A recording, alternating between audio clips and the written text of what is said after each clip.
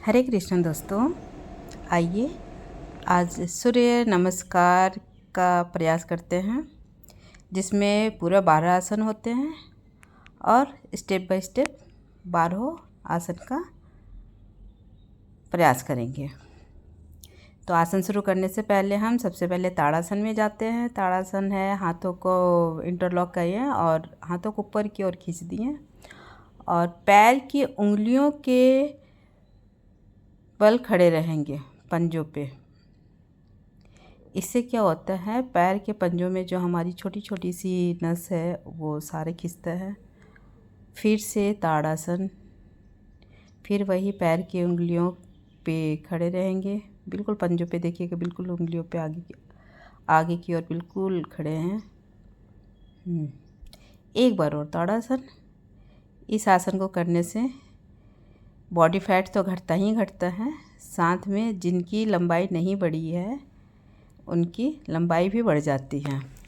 और आसन के करने के लिए आगे बढ़ते हैं। ये अभ्यास ऐसे करेंगे कि पैर और हाथ की उंगलियां दोनों एक सीध में रहेगी। फिर धीरे धीरे उठेंगे, उठ कर के और जितना अपने आप को पीछे खींचेंगे उतना खींच सकते हैं। तो चलिए प्रयास करते हैं। नमस्कार मुद्रा, प्रणाम मुद्रा और सूर्यदेव का आवाहन करते हुए जैसे भी आप सूर्यदेव का आवाहन करें, सूर्यदेव के बहुत सारे नाम हैं, जिस नाम से आप आवाहन करना चाहें उस नाम से कर लें। इसमें साथ में ओम का उच्चारण किया गया हुआ है। फिर नीचे से ऊपर की ओर धीरे धीरे धीरे धीरे धीरे धीरे जाते हुए और बिल्कुल बैक, इसको कहते हैं हस्त उत्थान आसना। हाथ उठा करके पीछे की तरफ बैंड होना है और काफ़ी अच्छा होता है। इसमें अपने आप को हिलाना नहीं है। फिर देखिए, ये पैर जो है इस पर हस्त पादासना कहते हैं इसको। और इसमें क्या होता है, पैर की उंगलियां 10 उंगलियां, हाथ की 10 उंगलियां एक सीध में रहेगी और पीछे से पैर घुटने बिल्कुल सीधे और 10 उंगलियां एक सीध में। गर्दन जो है हमारा बिल्कुल नीचे घुटने की तरफ गया हुआ है, या कोशिश रहे कि माथा हमारा घुटने से टच हो। तो इससे क्या होता है, पूरे शरीर में जितनी भी मांसपेशियां सभी का खिंचाव होता है। अब ये धीरे से बायां पैर को पीछे करेंगे, आगे पैर को एडजस्ट किया, घुटने को सीधा किया। इसको अश्व संचालन आसन कहते हैं। और घुटने को छाती से लगाया, पैर पीछे का पैर बिल्कुल सीधा, जो पीछे पैर किया था उसको बिल्कुल सीधा, और हाथों की हथेलियाँ बिल्कुल ज़मीन से चिपकी हुई। बहुत अच्छा इफ़ेक्ट, बहुत अच्छा इफ़ेक्ट।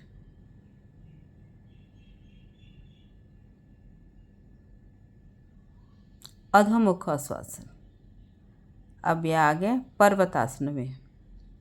इसमें क्या होता है, जितने दूर देखिए पर्वतासन में पैर के पंजे बिल्कुल सीधे, घुटने सीधे, हाथों को बिल्कुल हमने हिलाया नहीं था, जहाँ स्टार्टिंग में रखे थे वहीं पे हाथ है हमारा। और गर्दन बिल्कुल नीचे की तरफ, घुटने की तरफ मुड़ते हुए, जितना हम घुटने की तरफ से खींचे उतना ही हमारे रीढ़ की हड्डी में और पैर के पंजों में खिंचाव होगा। ये हमारे पीछे की भाग से जितनी नसें हमारी आ रही है उन नसों में खिंचाव होता है। उन नसों में बहुत अच्छा ब्लड सर्कुलेशन होगा, रक्त का संचार बहुत अच्छा।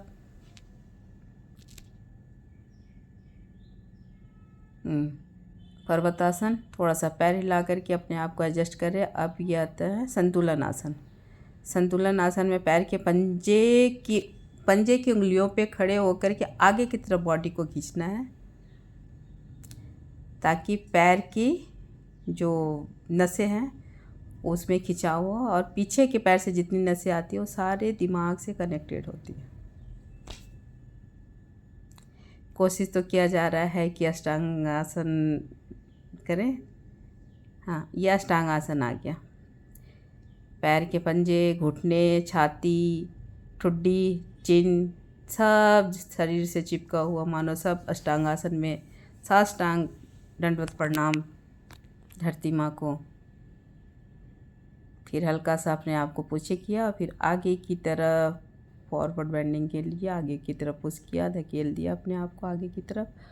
और भुजंगासन, इस आसन को भुजंगासन कहते हैं,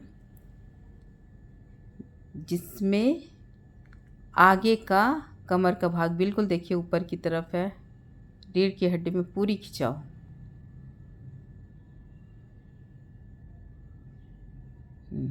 अब फिर पर्वतासन में आने के लिए धीरे धीरे आएंगे, झटके से नहीं आएंगे। झटके से अगर आएंगे तो हमें कहीं चोट लग सकती है, कहीं की नस घिस सकती है। तो ये योगा का आसन करते वक्त बहुत कंफर्टली हम लोगों को हर चीज़ का ध्यान रखते हुए फिर आना होता है। देखिए कितना अच्छा। फिर पर्वतासन एकदम वी शेप बना हुआ है, बॉडी का पूरी, कंधों पे पूरा खिंचाव। इस पे जो कंधे पे खिंचाव हो रहा है, इस खिंचाव से हमारे शोल्डर मजबूत होते हैं, पैर की मांसपेशियां